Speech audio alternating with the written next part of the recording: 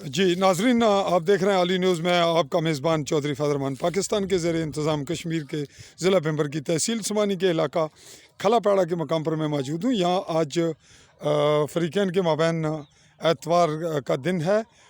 तारीख़ क्या है जी? आज तारीख आज 31 जनवरी है। नाजरीन, ज़मीन का तनाज़ा था जिसके लिए हम मौजूद हुए हैं यहाँ पे। हमसे पहले महकमा माल के ज़िम्मेदारान आए, वो सारी मालूमात इन्हीं से लेते हैं। ये आपको असल दिखाने का मकसद नाजरीन ये है कि ये जो दीवार है ये बहुत पुरानी और इसमें ताकतवर पत्थर लगे हुए हैं। ये कहना है यहाँ हमारे पास मौजूद है, हम उनका तारुफ देते हैं उनका कि ये उनके कब्ज़े में है। जी क्या नाम है आपका? मेरा नाम नज़ीर सैन जी। नज़ीर सैन साहब, ये जो आप दीवार दिखा रहे हैं जी, इसकी क्या पोजीशन है? ये जनाब असा खुद अपनी दस्ती मजदूर बुलडोजर ला गए बुकलैन वाले जगह पट्टी है, बंजर जगह सी, ये ज़मीन बनाई है असा। अच्छा, ये दीवार जड़ी है ये जगह जो ये आप दिखा रहे हैं, हाँ, ये जगह जड़ी ये वाली, हाँ, ये वाली जगह। ये नीचे वाली। अच्छा, फिर ये साडे बाप ने खरीदी है, मलकीयत रकबा साडा। ये सन 57-56 खरीद होया। उस दिन तो लगा आज दिन तक असी काबज हाँ। अच्छा, इसका खसरा नंबर क्या है? इसका खसरा नंबर 86 है। 16 कनाल 8 मरले नंबर है। ये 16 कनाल कहाँ से शुरू होती है और कहाँ पे खत्म ये होती है? जनाब रोड तो शुरू नहीं है, अच्छा, पक्के रोड तो जी जी। ते ओ अगे लंदे दी साइड ते जाकर खत्म होनी है। इस तरफ के इस तरफ है, ये नीचे है, यानी ये इसी लांब आखोगे, लांब है या?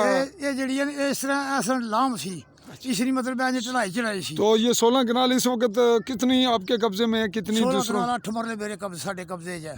दूसरी पार्टी के कब्जे में कितनी है? दूसरी पार्टी कब्जे कुल रकबा साडा जेड़ा ये साडे वालिद ने 30 कनाली खरीदे आ, जिसने विच गैर मरूसी काबज ओ जेड़े 14 कनाली दे न। उन्होंने ना क्या तुसाने उसरा मुखालिफ नाम है जेड़े फरीक न साडे, उसरा नाम है अल्लाह दिता वाल्द वल्द अपना अल्फदीन और दूसरी? ते मनीर अहमद वल्द मिठू।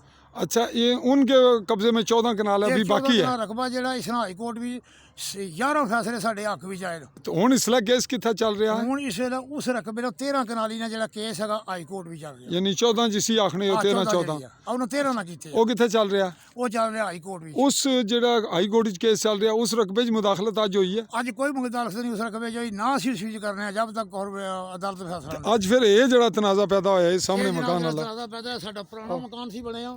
अच्छा, ਇਹ ਪੁਰਾਣਾ ਮਕਾਨ ਹੈ। ये जेड़ा प्लंथ है ये कुछ बनाया? ਇਹ ਅਸਾਂ ਬਣਾਇਆ। ये तुसा ना है? ਹਾਂ, ਜਿਸ ਵਕਤ ਇਹ ਮਕਾਨ ਅਸਾਂ ਬਣਾਇਆ इत्थे इत्थे सी मकान? ਆ ਪਹਿਲਾਂ ਇੱਥੇ ਮਕਾਨ ਸੀ, ਜਿਸ ਵੇਲੇ ਅਸਾਂ ਇਹ ਮਕਾਨ ਬਣਾਇਆ ਤੇ ਫਿਰ ਇਹ ਨਾਲ ਪਲਾਂਥ ਭਰਿਆ। अच्छा, ये दसो कि अज मामला जेड़ा महकमा आया सी ਅੱਜ ਜਿਹੜਾ ਮਹਿਕਮਾ ਆਇਆ ਜਨਾਬ, आओ।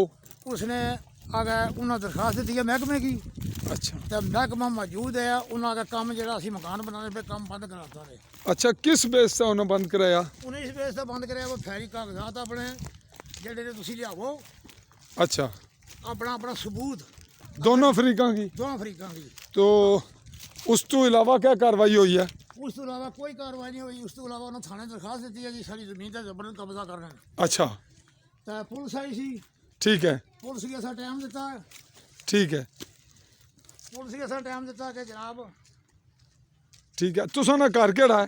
साडा घर जेड़ा गा वो असी डब रहने ले आ। ठीक है, यह मकान असा जेड़ा घर है इस वक्त? हाँ, इस वक्त साड़ा ये घर है। अच्छा अच्छा, वैसे तुसा नहीं रिहाइश डब है? राशि रिहायश असी डब है।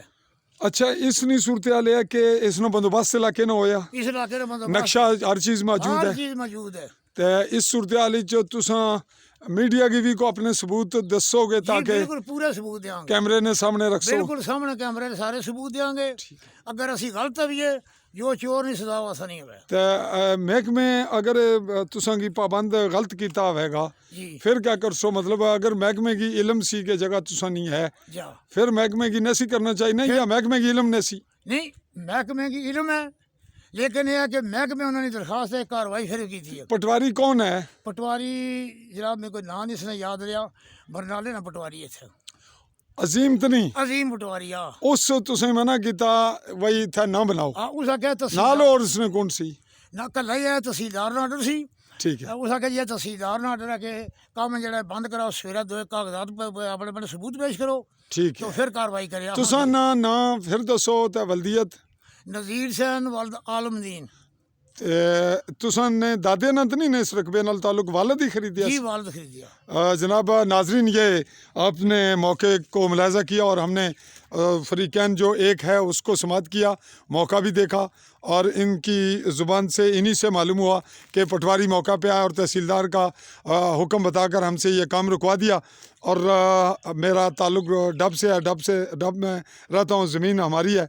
और जैसा कि वो प्लंथ आप देख रहे हैं वो तो नज़र आ रहा है कि पहले का है, दीवार भी हमने देखी है और ये लोकेशन भी आपको इसकी दिखा रहे हैं। दरख्त सारे सांपू लाए ये दरख्त जो कह रहे हैं लगाए हैं या कम से कम लगाए नहीं तो उनको इन्होंने कंट्रोल रखा है, तब ये इस पोजीशन पे हुए हैं। तो अगले मरले पर हम दूसरी पार्टी को भी समाअत करेंगे और उनसे भी रिकॉर्ड लेंगे, इनसे भी, और हम ये देखेंगे कि हम मीडिया वाले हक़ाइक़ को किस हद तक सामने निकलवा सकते हैं, सामने ला सकते हैं, हुक्काम बाला के और आवाम के सामने भी। नाज़रीन, ਸਾਡੇ ਨਾਲ ਬਿਲਕੁਲ ਬੇਇਨਸਾਫੀ ਹੋ ਰਹੀ ਹੈ। ਅਸਾਂ ਕੀ ਮਤਲਬ ਆਪਣੇ ਬਾਪ ਦੀ ਖਰੀਦੀ ਜ਼ਮੀਨ ਵਾ, ਸਾਡੇ ਪਰ ਕਾਗਜ਼ਾਤ ਮਜ਼ਬੂਤ ਹੋਣ ਤਾਂ ਅਸਾਂ ਕੀ ਇੱਥੇ ਉਹ ਮਤਲਬ ਇੱਕ ਜਰਗਮਾਲ ਬਣਾ ਗਏ ਔਰ ਮਤਲਬ ਦਹਿਸ਼ਤਗਰਦੀ ਨਾਲ ਅਸਾਂ ਕੀ ਇੱਥੇ ਦਾਖਲ ਨਾ ਹੋਣ ਦੇਣ ਤੇ ਕੋਈ ਜਨਾਬ ਇਨਸਾਫ ਨਹੀਂ। कुछ और आखना चाहते हो? ਜੀ ਅਸੀਂ ਆਖਣਾ ਚਾਹੁੰਦੇ ਹਾਂ ਕਿ ਅਸੀਂ ਜਨਾਬ ਇਨਸਾਫ ਮਿਲਣਾ ਚਾਹੀਦਾ। ਅਗਰ ਸਾਡੀ ਜ਼ਮੀਨ ਨਾ ਹੋਵੇ ਤਾਂ ਅਸਾਂ ਕੀ ਜ਼ਮੀਨ ਦੋਜ ਕੀਤਾ ਜਾਏ। ਅਗਰ ਸਾਡਾ ਰਕਬਾ ਜ਼ਮੀਨ ਹੈ ਤਾਂ इसकी गवर्नमेंट ਦਾ कानून ਜਿਹੜਾ ਉਹਦੇ तहत ਅਸੀਂ आज़ाद ਕੀਤੀ ਜਾए। जी नाजरीन, आपने तफसीली मौका भी देखा और नक्शा सूरत जो ऑन ग्राउंड कैमरे ने आपको दिखाई सूरत हाल और मौक़िफ़ भी सुना इनका। इसके साथ ही मैं अपने कैमरामैन साथी नकीबुल्लाह चौधरी के साथ चौधरी फजल रहमान, इस खलापेड़ा समानी भिम्बर कश्मीर।